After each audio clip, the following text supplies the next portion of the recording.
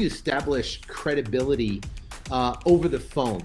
If you got to remember, and I want to talk about different type of leads.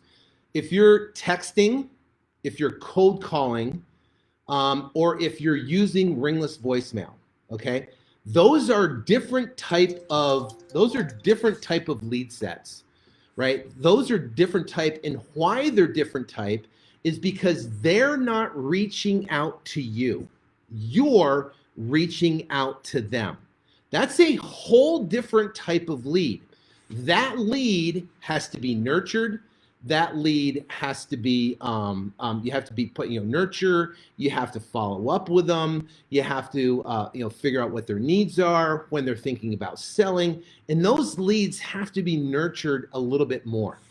It's going to be rare where you get a one contact, one call close. When you're dealing with ringless voicemail, you're dealing with texting, and you're dealing with cold calling. Now, ringless voicemail, texting, and cold calling is the cheapest form of marketing, but it's the most frustrating form of marketing because you're reaching out to them. It puts them in control. You're asking, about how to establish credibility. Credibility is something on the way you speak to them, right? It's an authoritative tone in your voice about who you are, what you do, and it's what you tell them. Well, we tell them and say, hey, or my team says, hey, we're a 17-year-old company that's been, buying and selling real estate, here in Phoenix, Arizona, and all across the country. It's a veteran-owned company. We've done thousands and thousands of transactions, and we'd love to work with you on your property. You just need to get some more information about what you do.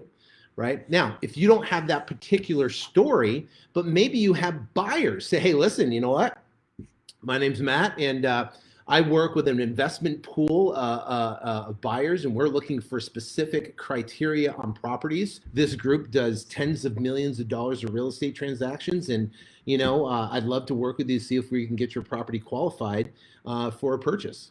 It'd be something on the means like that. So the bottom line is that you can establish credibility by having an authoritative tone. You can establish credibility about having a quick story of who you are and who you work with. Number one, like we do, like I just explained, and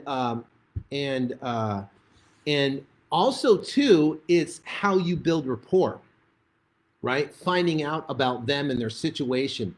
Because remember, it's, I was talking to my team, and we get so many leads that come into our business. We get hundreds and hundreds of leads that come into our business a week, to the tune of 400 to 600 leads that come in a week to our system. The problem is they're talking to so many people, and they're essentially looking to qualify the property versus qualify the person. And we got to remember that we're in a people business. We're in a business of people that we got to connect and find out what their situation is and what their issue is.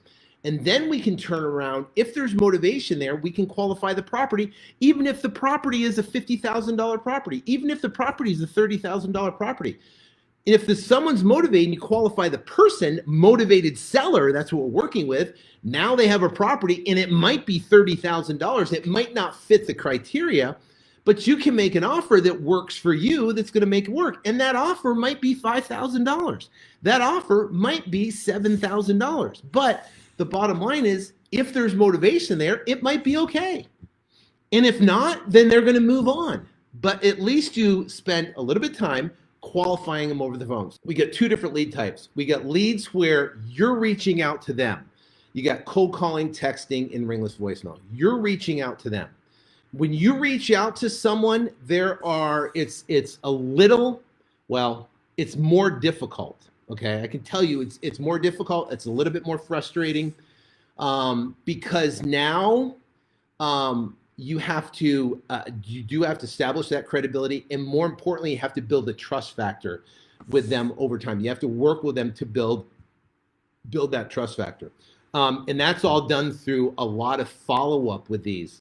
As I was talking about, there's not a lot, and I don't have the specific numbers, on one contact, one call close, okay? So that's texting, ringless voicemail, and cold calling. And here's a question that is hard to get answered when you're dealing with that type of marketing, right? And the question that you can't ask, essentially, or it's hard to ask, or it's hard to get an answer, is what is your asking price? Because when you reach out to a seller and you cold call them, say, hey, we're buying houses in your neighborhood, right? What's the initial response? So they say, hey, great, yeah, we're thinking about selling. What's your offer? So now it puts them in control to make you give them an offer, which you don't want to do, because we know in real estate, whoever names the first number first loses. It's a negotiation biblical rule, I guess you could say, when it comes to negotiation. So the bottom line is we're getting spreads of 140,000, 108,000, 192,000. We got spreads of 200,000. So these ridiculous spreads, and none of them have come from us making an offer. It comes from us asking this one question. What is your asking price for the property? What is your asking price? And literally, we have given them their asking price for the property. So let me tell you, we talked about ringless voicemail, we talked about cold calling, we talked about texting. What is a different form of marketing? Well, we got Google AdWords, we got Bing, we got direct mail, we have radio, and we have TV, right? So we've got those 5 different marketing channels. Now, radio and TV, they get more expensive, a little bit more complicated. Direct mail is probably one of the best methods. You can build a $50 million a year business strictly off of direct mail. We do primarily direct mail and Google AdWords and Bing. And what happens is when someone is reaching out to you, when someone's contacting you, when someone's calling you about a property, you're able to pose this important question. Let me ask you a question, Mr. Seller. What would you like to get for your property? What's your asking price?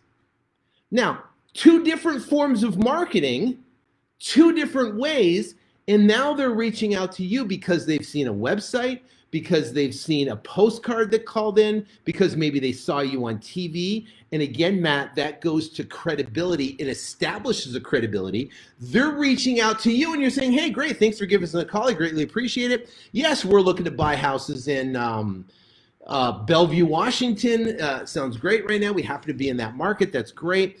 So let me ask you a question, Mr. Seller. You told me about the property and everything. So what's your asking price, right? You got to get the asking price. And the deals that have been the monster deals that we have, even the $30,000, $40,000, $50,000 deals that we have, are all based on us asking them what they want.